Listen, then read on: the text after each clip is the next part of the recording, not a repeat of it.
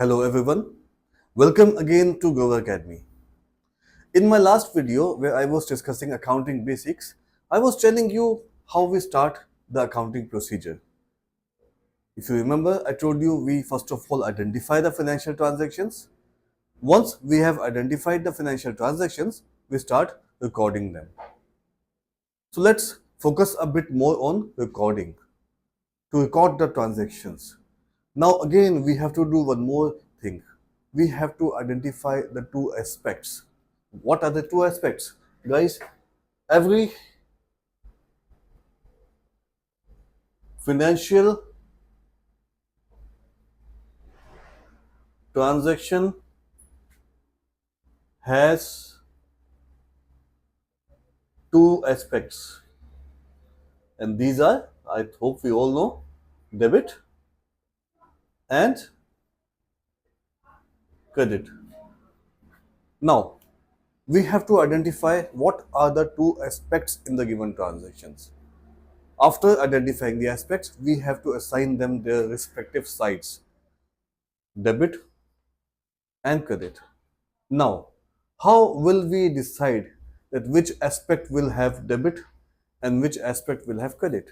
This is what we are going to discuss in today's video.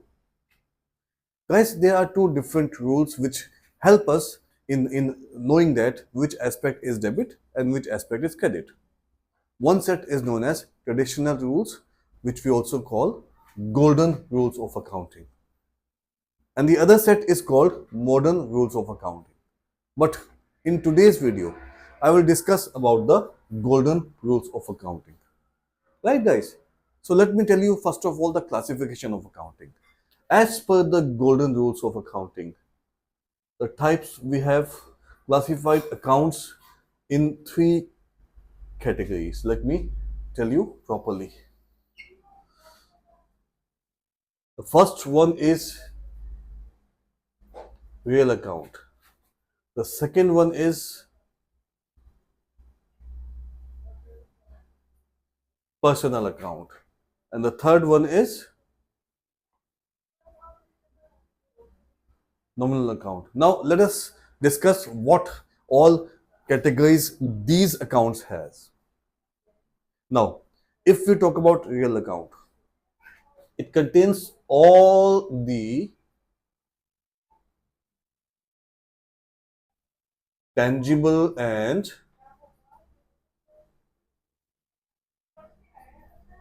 intangible assets. I hope we know the assets. I discussed the assets in my video of accounting equation. Everything which a business possess and it has control on it is asset for the business, like cash, building. Let's take examples. What can be the assets?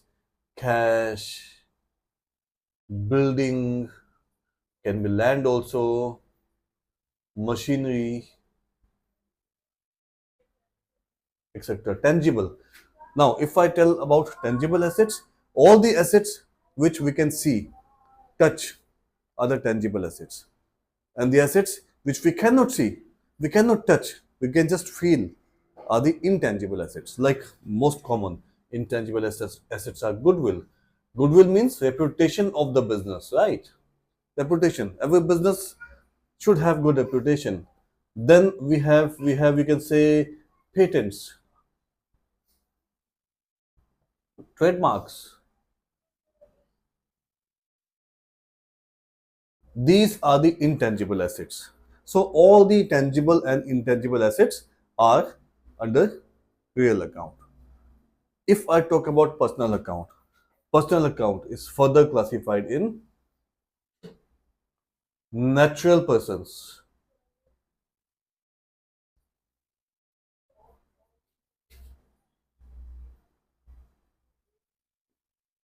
artificial persons,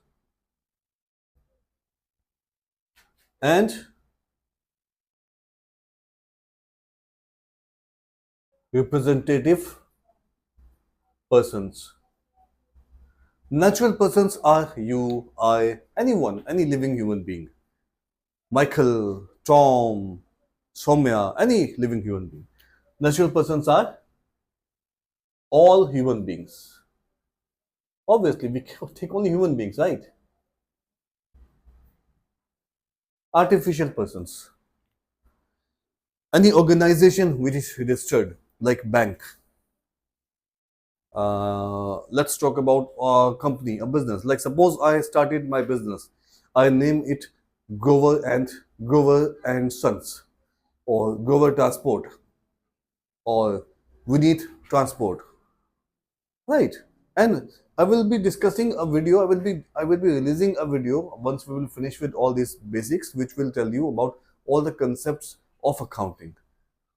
When I was discussing about this fact that every financial transaction has two aspects, this is a concept which is dual aspect concept. I will discuss this in detail in my video. Dual aspect concept. In the same way, there is a concept which is entity concept.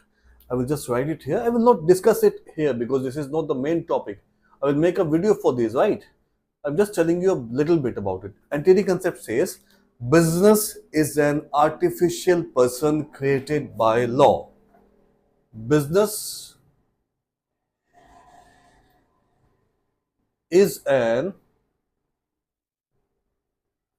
artificial person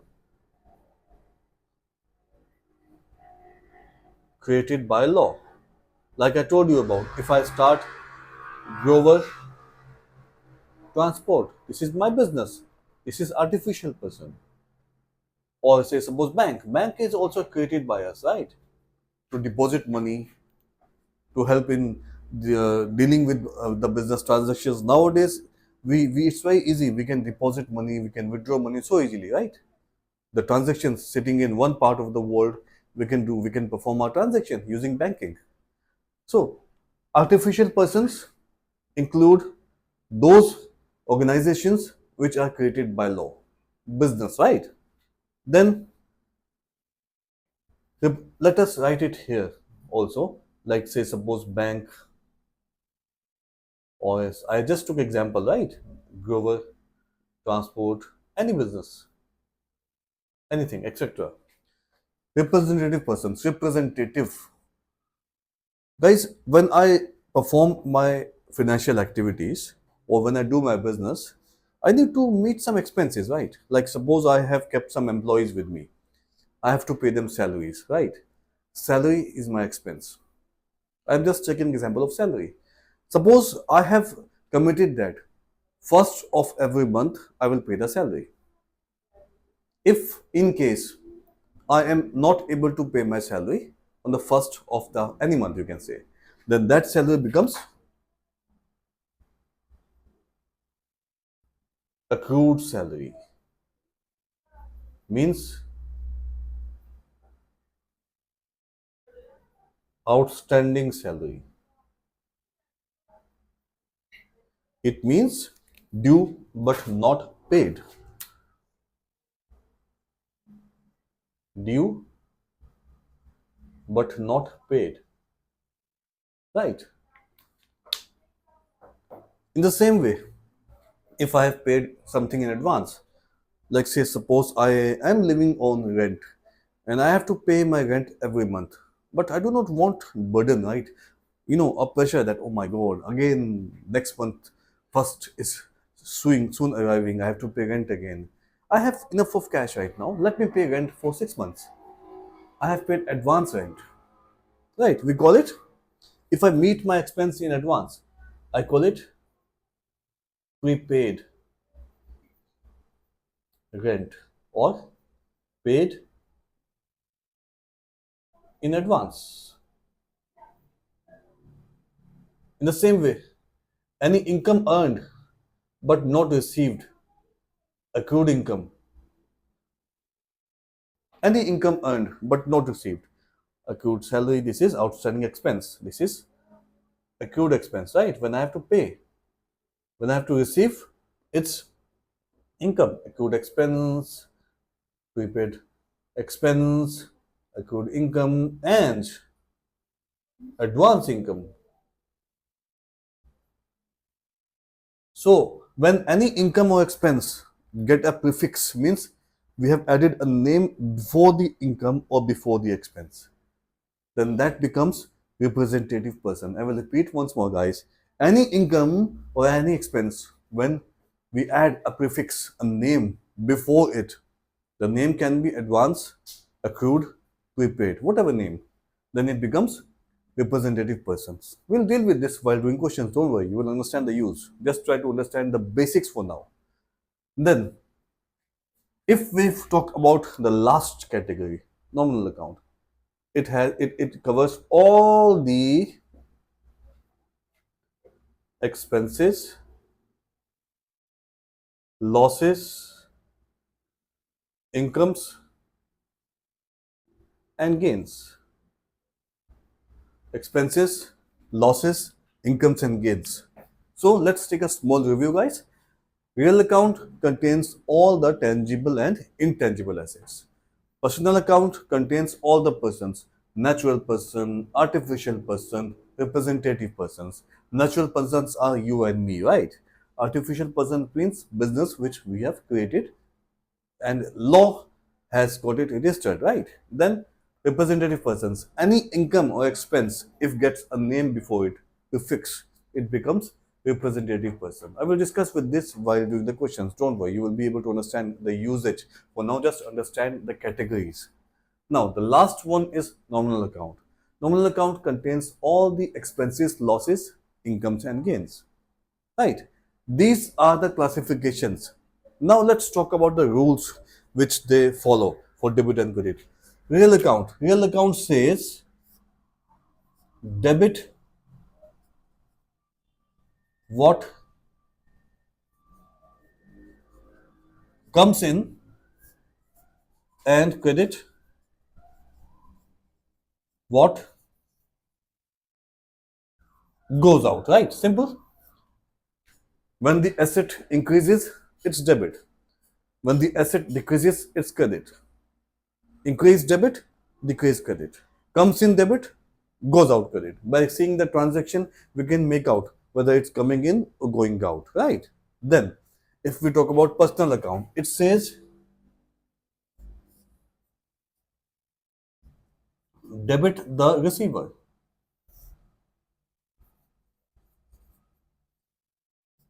and credit the giver. Now, we were talking about persons, whether natural, artificial, representative, but still they are persons, right? So, if the person, whatever person we are talking about, if the person is the receiver, it's debit. If the person is the giver, it's credit. So simple to remember. Receiver, debit, giver, credit. Now, the last one, nominal account. It says debit all losses and expenses. Credit all incomes and gains. Because this category, nominal account, deals with expenses, losses, incomes, and gains. So any expense or any loss is debit. Any income, any gain is credit. Right, guys? So I have told you the categories of accounts as per the golden rules, as per the traditional rules, and also I told you the rules of debit and credit in this video. So guys, just go through it carefully and brush it up. So you keep these things in your mind. You know, these things should be in your mind, in your fingertips. Because in the next video, I will discuss the journal entries. I will tell you how we will make the journal entries using golden rules of accounting. Right, guys? So wait for my next video. Take care. Bye bye.